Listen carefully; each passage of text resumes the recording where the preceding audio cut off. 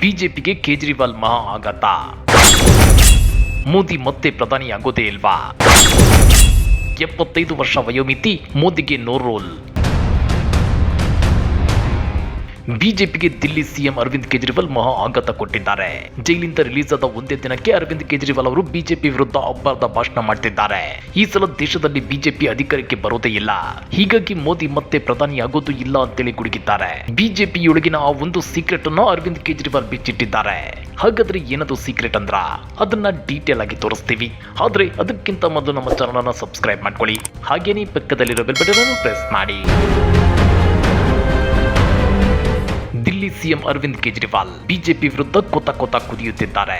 ತಮ್ಮ ಮೇಲೆ ವಿನಾಕಾರಣ ಲಿಕ್ಕರ್ ಸ್ಕ್ಯಾಮ್ ಆರೋಪ ಹೊರಿಸಿ ಜೈಲಿಗೆ ಕಳಿಸಿದ್ದಕ್ಕೆ ಪ್ರತೀಕಾರ ತೀರಿಸಿಕೊಳ್ಳೋದಕ್ಕೆ ಬಿಜೆಪಿ ವಿರುದ್ಧ ಕೆಂಡ ಕಾರುತ್ತಿದ್ದಾರೆ. ಜೈಲಿಂದ ಬಿಡುಗಡೆಯಾದ ಒಂದೇ ದಿನಕ್ಕೆ ಲೋಕಸಭಾ ಚುನಾವಣಾ ಪ್ರಚಾರಕ್ಕೆ ಧುಮುಕಿರುವ ಅರವಿಂದ್ ಕೇಜ್ರಿವಾಲ್ ಜಗತ್ತಿನೆದುರು ಪ್ರಧಾನಿ ಮೋದಿ ಮುಖವಾಡದ ಹಿಂದಿನ ಮುಸುಕನ್ನ ಕಳಚಿಟ್ಟಿದ್ದಾರೆ.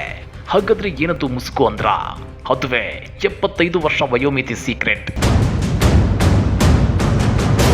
ಹೌದು ವೀಕ್ಷಕರೇ, ಬಿಜೆಪಿಯಲ್ಲಿ 75 ವರ್ಷ ವಯೋಮಿತಿ ದಾಟಿದವರಿಗೆ ಪಕ್ಷದಲ್ಲಿ ಉನ್ನತ ಹುದ್ದೆ ಕೊಡಲ್ಲ ಅನ್ನೋ ಅಲಿಖಿತ ನಿಯಮವಿದೆ. ಈ ನಿಯಮವನ್ನ ಜಾರಿಗೆ ತಂದಿದ್ದೇ ಪ್ರಧಾನಿ ಮೋದಿ.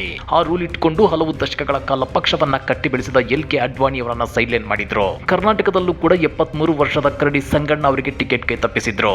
ಕೆ.ಎಸ್. ಈಶ್ವರಪ್ಪ, ಬಿ.ಎಸ್. ಯಡಿಯೂರಪ್ಪ ಸೇರಿದಂತೆ ಹಲವು ಘಟಾನುಘಟಿ ರಾಜಕಾರಣಿಗಳಿಂದ ಚುನಾವಣಾ ರಾಜಕೀಯಕ್ಕೆ ರಾಜೀನಾಮೆ ಪಡ್ಕೊಂಡ್ರು.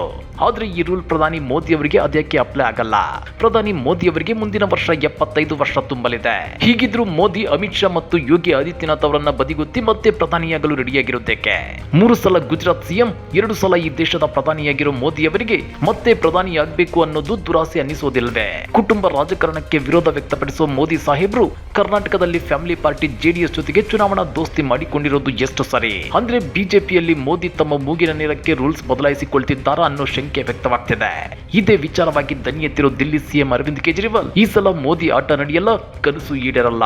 ಯಾಕಂದ್ರೆ ಈ ಸಲದ ಲೋಕಸಭಾ ಚುನಾವಣೆಯಲ್ಲಿ ಬಿಜೆಪಿ 220ರಿಂದ 230 ಸ್ಥಾನಗಳಿಗೆ ಕುಸಿಯಲಿದೆ ಅಂತೇಳಿ ಭವಿಷ್ಯ ನುಡಿದಿದ್ದಾರೆ. ಒಂದೊಮ್ಮೆ ಬಿಜೆಪಿ ಮತ್ತೆ ಅಧಿಕಾರಕ್ಕೆ ಬಂದ್ರೆ ಮೋದಿ ಅಂತೂ ಪ್ರಧಾನಿಯಾಗಲ್ಲ. ಮೋದಿ ಬದಲಿಗೆ ಗೃಹ ಸಚಿವರಾಗಿರುವ ಅಮಿತ್ ಶಾ ಮುಂದಿನ ಪ್ರಧಾನಿಯಾಗ್ತಾರೆ ಅಂತೇಳಿ ಭವಿಷ್ಯ ನುಡಿದಿದ್ದಾರೆ. ಕೇಜ್ರಿವಾಲ್ ಹೇಳಿಕೆ ಮತದಾರನ ಮನಸ್ಸಿನ ಮೇಲೆ ಬೀರಬಹುದಾದ ಪರಿಣಾಮವನ್ನ ತಕ್ಷಣ ಗ್ರಹಿಸಿದ ಅಮಿತ್ ಶಾ ಕೂಡಲೇ ರಿಯಾಕ್ಟ್ ಮಾಡಿದ್ದಾರೆ. ಹಾಗೇನೂ ಇಲ್ಲ, ಮೋದಿ ಅವರೇ ಪ್ರಧಾನಿಯಾಗಿ ಪೂರ್ಣಾವಧಿ ಪೂರೈಸಲಿದ್ದಾರೆ. ಪಕ್ಷದ ಸಂವಿಧಾನದಲ್ಲೂ ಅಂತ ನಿಯಮಗಳಿಲ್ಲ ಅಂತೇಳಿ ಸ್ಪಷ್ಟಪಡಿಸಿದ್ದಾರೆ. ಆದ್ರೆ ಅರವಿಂದ್ ಕೇಜ್ರಿವಾಲ್ ಮಾತ್ರ ಬಿಜೆಪಿ ವಿರುದ್ಧ ಕೆಂಡ ಕಾರೋದನ್ನು ನಿಲ್ಲಿಸಿಲ್ಲ. ಈ ಸಲದ ಲೋಕಸಭಾ ಚುನಾವಣೆಯಲ್ಲಿ ಬಿಜೆಪಿ ಗೆದ್ರೆ ಪಶ್ಚಿಮ ಬಂಗಾಳದ ಮುಖ್ಯಮಂತ್ರಿ ಮಮತಾ ಬ್ಯಾನರ್ಜಿ, ಶಿವಸೇನೆ ಮುಖ್ಯಸ್ಥ ಉದ್ಧವ್ ಠಾಕ್ರೆ ಮತ್ತು ಆರ್ಜೆಡಿ ನಾಯಕ ತೇಜಸ್ವಿ ಯಾದವ್ ಸೇರಿದಂತೆ ಎಲ್ಲಾ ಪ್ರತಿಪಕ್ಷ ನಾಯಕರು ಜೈಲು ಪಾಲಾಗಲಿದ್ದಾರೆ ಅಂತೇಳಿ ಭವಿಷ್ಯ ನುಡಿದಿದ್ದಾರೆ. ಅಷ್ಟೇ ಅಲ್ಲ, ಎಎಪಿ ತನ್ನ ಉತ್ತಮ ಕೆಲಸದಿಂದ ಬಿಜೆಪಿಯನ್ನ ಸೋಲಿಸುತ್ತದೆ ಅಂತ ತಿಳಿದಿರೋದ್ರಿಂದ ಮೋದಿ ಪಕ್ಷವನ್ನ ಹತ್ತಿಕ್ಕಲು ಬಯಸುತ್ತಿದ್ದಾರೆ ಅಂತಾನು ದೂರಿದ್ದಾರೆ. ಭ್ರಷ್ಟಾಚಾರದ ವಿರುದ್ಧ ಹೋರಾಡೋದಾಗಿ ಹೇಳಿರುವ ಮೋದಿ ಕಳ್ಳರು ಮತ್ತು ಡಕಾಯಿತರನ್ನ ತಮ್ಮ ಪಕ್ಷಕ್ಕೆ ಸೇರಿಸಿಕೊಳ್ಳುತ್ತಿದ್ದಾರೆ. 70,000 ಕೋಟಿ ಹಗರಣದಲ್ಲಿ ಭಾಗಿಯಾಗಿರುವ ಒಬ್ಬ ನಾಯಕನ ವಿರುದ್ಧ ಮೋದಿ ಆರೋಪ ಮಾಡಿದ 10 ದಿನಗಳ ನಂತರ ಅವರ ಪಕ್ಷಕ್ಕೆ ಸೇರಿಸಿಕೊಳ್ಳಲಾಯಿತು.